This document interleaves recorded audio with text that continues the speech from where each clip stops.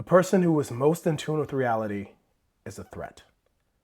Not because they're aggressive, not because they're wrong, because their accuracy is an attack on someone else's perception. And only those who have a firm grip on reality are able to bend it to their will. Most people will defend their perceptions before they accept reality. And Law 7 is about knowing that exact thing and knowing what to do about it. I'm Colin Charles. This is Enoch Marketing, and this is Law 7 from Robert Greene's Laws of Human Nature. So what is he discussing in this chapter? It is the self-opinion that drives human behavior. Robert Greene opens Law 7 with one of the most consistent findings in social psychology. And that is that people have a deep and largely unconscious need to have their self-image confirmed. Not challenged, confirmed. And when you challenge someone's self-image, even with evidence, and even when you're right, they're going to resist your perceptions. They'll dig in. They'll defend. The logical argument becomes the enemy, because accepting the reality would require the person to see themselves differently. And the brain treats that threat the same way it treats a physical one. Greene writes, "The most effective way to change people's mind is not to challenge them directly, but to make them feel understood. Resistance dissolves when people feel seen." His historical anchor is Galileo. Galileo was an astronomer way back in the day, and he knew that presenting his heliocentric theory directly to the church would produce an immediate resistance and persecution. Now, for a little bit more context, if that all sounds like gobbledygook, back in those days, people believed that the earth was the center of the universe and the sun would go around the earth. The sun would go around the earth. Heliocentric, Helios, referring to Helios, the Greek god of the sun, insinuates that the sun, Helio, is the heliocentric, and the earth moves around the sun. People weren't ready to accept the idea that the sun was the focal point of the rotation, and it created a lot of controversy in the time.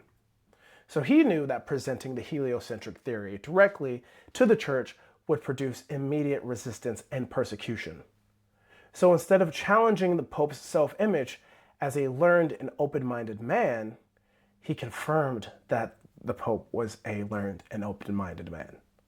He reframed his work as a gift to a great thinker. He made the Pope feel seen and respected before presenting the idea that would upend everything the church believed. And that bought him years. The truth did not change. The sequence did. And ultimately, he was able to push the heliocentric model into the forefront of modern thinking at the time. Now, there are 4 things that everybody wants. I learned this from a training that I did with the GAP community back here in California. If you ever hear about them, do their training. It's amazing. But they brought up this framework that maps out human desire very somehow generally, but also completely. And that is that people fundamentally want one of 4 things. They want to look good, meaning they have a great external image and they appear well to others. They want to be good, have an identity that is good, or feel good. They want to feel good. They want to have control, which is be able to control all the aspects of their life, or they want to be right. And they want to be validated in knowing whatever they believed to be true. They oftentimes said that if people were to either get $1 million or be right, more times they would choose to be right. Each one of those 4 is a dimension of that self-image. And every single one of them is a lever that you are playing with the opposite party. In order to be able to influence them, you want to confirm any one of them before making your case. This will cause the resistance to drop. If you change any one, the walls are going to go up. Again, that is look good, feel good, have control, or be right. We covered this back in phase 1 of episode 4 with the Rice framework: reward, ideology, coercion, and ego. Law 7 draws at the ideology and ego levers simultaneously. You are confirming who they are and how they see themselves before introducing anything that might complicate that picture. So, with that all said, we're going to move on to the ego death and the heuristics. Now, there is an insight that makes this law uncomfortable. Most people, and this is not to be condescending, it's just to say what it is, most people are not highly sophisticated. And that's just the reality. We use heuristics or rules of thumb, mental shortcuts, because a full analysis of every situation is cognitively impossible. And one of the most powerful heuristics in human psychology is this: that a threat to my self-image or my perceptions equals a threat to my existence. And again, that might seem lofty, but flesh that out. Everybody exists in the space between you at who you are and the world around you. You being your ego, the world around you being your perceptions. Now, that relationship between the two is where we often find our identity, in the connection between where we are, what we do, what we see, what we know, what we feel, and this world that exists around us. If you're attacking either pole, you are then destroying the totality of that relationship. So, a threat to your self-image or your perception equals a threat to your existence. And that's why we get so caught up with politics, quite frankly. I see the world this way, you see the world that way. There's no way you could be wrong, and your influence and viewpoint is an attack on my way of life. Because for most people, the world is how they see it. They know themselves, and they are the beginning and the end of their own life, which is not a lofty thing to say either. If you die, that's the end of your life. So if you threaten their ego, or you threaten their perceptions, you're attacking their way of life. And if you're right, then their way of life has to change. And that in and of itself is likened to a death. So, in order to transcend that framework, this relationship between the perception of the world and the ego, one has to go through a mental resurrection. And that is the willingness to let the ego die, to discover that death is just the beginning of the encounter with reality. Isn't that a $100,000 conversation? Now, most people will never get there, because getting there requires risking and ultimately sacrificing the very self-image that they have built their entire life around. Which means the person who is in tune with reality, who can see clearly without the filter of ego or the protection therein, is threatening to everyone who is operating inside of the defended self-image. Not because they're doing anything aggressive, it's just because they're being accurate. And you can't logic someone out of a position that they did not logic themselves into.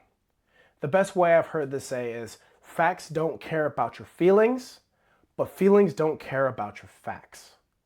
And that is exactly why Law 7 is so imperative, because you do not challenge the heuristic.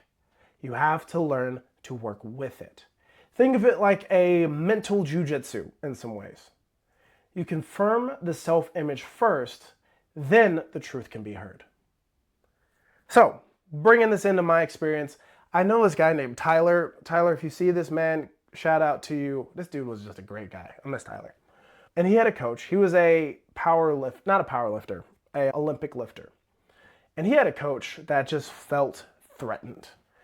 Now, that coach, he had won, right? He is like a national champion, very good at what he's done. And Tyler was strong. Now, the coach, he was more of a slender guy, kind of midweight, like 150 pounds. Tyler walked around probably around 210 to 230. And then on top of that, he was strong, genuinely strong. So he put up numbers that most people in the gym couldn't even touch.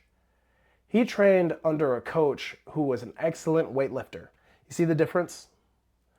A national champion weightlifter with a light build. Tyler, bulkier, stronger. But the coach, and so they would not be competing against each other in a logical sense. And because of the nature of the sport, if Tyler did better, then the coach looks better. But he couldn't get his ego out of the way. So when Tyler started putting up bigger numbers than the coach, there was a shift.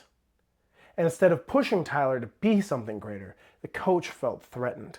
His worldview, his perception of himself felt threatened. And he began undermining Tyler's efforts. Started giving him bad advice specifically designed to make him less effective. And in doing so, he tried to push him out of the gym entirely. And that's not out of malice in a traditional sense. It's out of ego. Tyler's existence, just being stronger, was an attack to the coach's self and image as the standard in the room.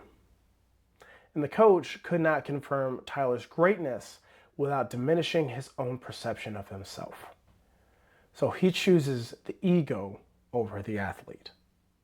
And that's the violation of the law as a coach to a athlete relationship. We want you to do the opposite. If you are a great coach, you will produce great athletes. And you have to confirm that in them. You have to get them to see how great they are so that they can go further, as opposed to trying to hold them back to protect your own ego.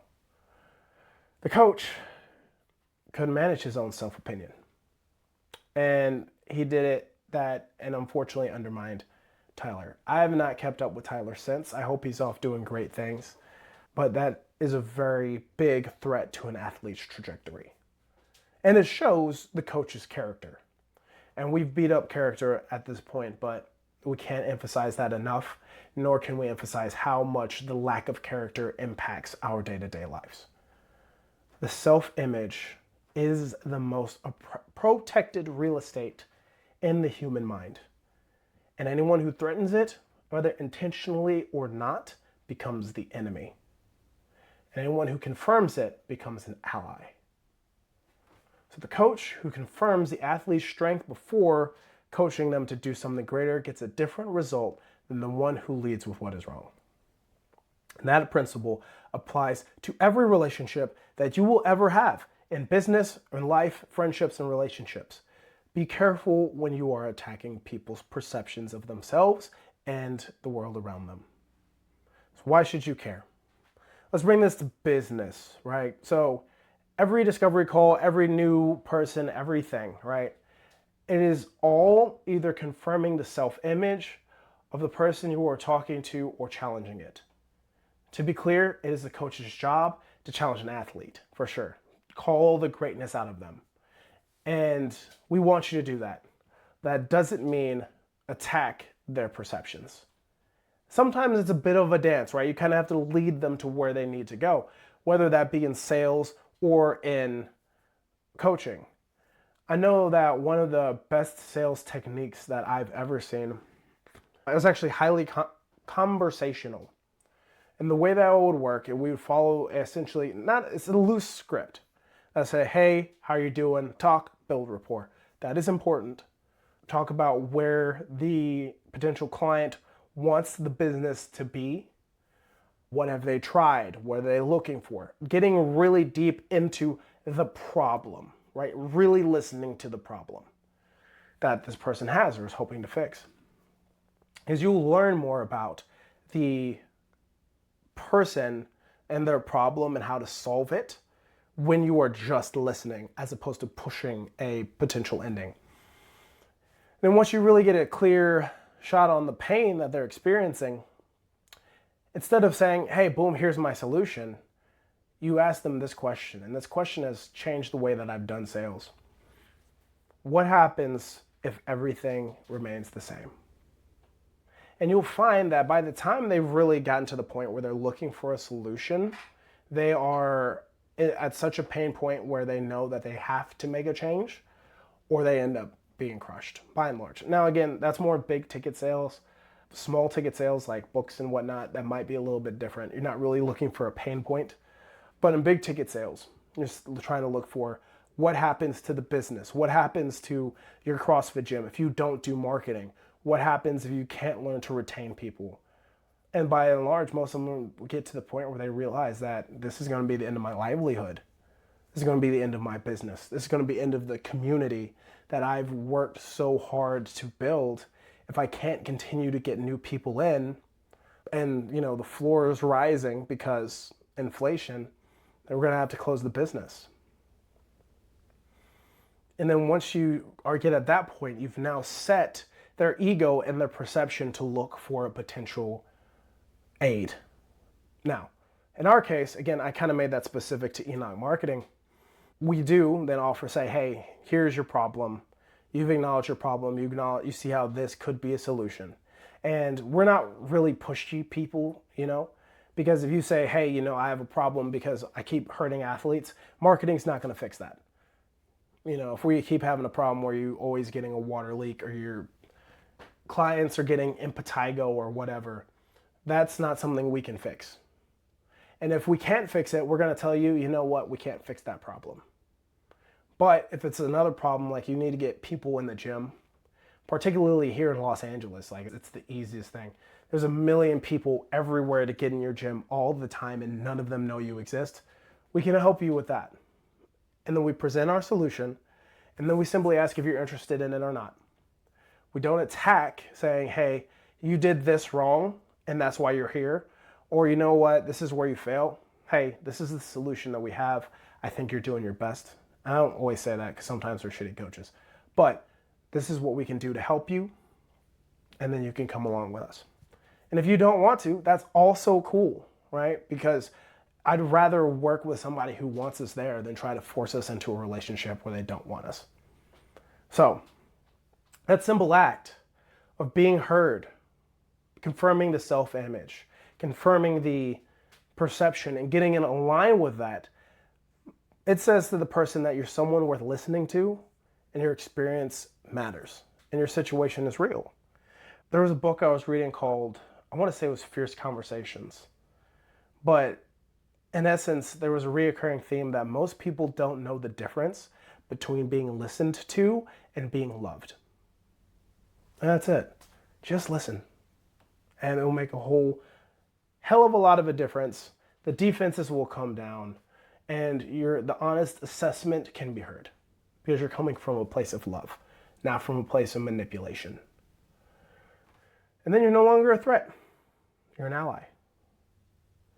And and then let me just get to the other side. So what challenging the self-image looks like, no, I'm not even going to get into that, to be honest with you. I'm going to break from the teleprompter because I think you all get the point. Confirm what they see, right? Understand it from their perspective. Understand what makes them tick. Understand their ego. Understand their perceptions. And then move between those. Understand that they're setting the boundaries. And you're not here to attack them. You're not there to attack their perception of the world. You are simply there to help. And the copy that converts leads with confirmation, it says to them that you're someone that cares about their gym. Or in this case, if you're working with customers, their health, their fitness. In our case, we care about your gym. And we do. Your community, your athletes. And we want you to build stuff that's real, right? We want you to be the best coach you can be and have the most people because people need community. And that's really our biggest theme of everything is community, right? Because when I was in my lowest, when I was most isolated, the gym became my community and that's why it stuck. And I'm still strong because I just got back from my gym an hour ago. So let's wrap this bad boy up. Let's recap. People have a deep need to have their self-image confirmed. Challenge it and they will resist. Confirm it and they're going to open up. The 4 things people want: to look good, to feel good, to have control, and to be right. Understand every one of those is potentially a lever that you can use, but be good about it, right? Don't be manipulative. A person who is in tune with reality is a threat to everyone who is operating inside of their own matrix. You cannot logic someone out of a position they have not logicked themselves into. Facts don't care about your feelings. Feelings don't care about your facts. Confirm first, then lead. In every discovery call, in every piece of marketing copy, in every coaching relationship. Because the truth does not change. Next episode, in Law 8, change your circumstances by changing your attitude. And we're going to talk about how that means to your gym and how your marketing can be affected by that. So, subscribe, share this, comment sections are open. Rip me to shreds, go for it. .com is a great way to reach us. Book a call if you want to build a marketing that helps you see people and helps you lead them to their desired ends so that you can create a better life for them, and by doing so can create a better life for your community. I'm Colin Charles. This is Enoch Marketing, and we'll talk to you next time.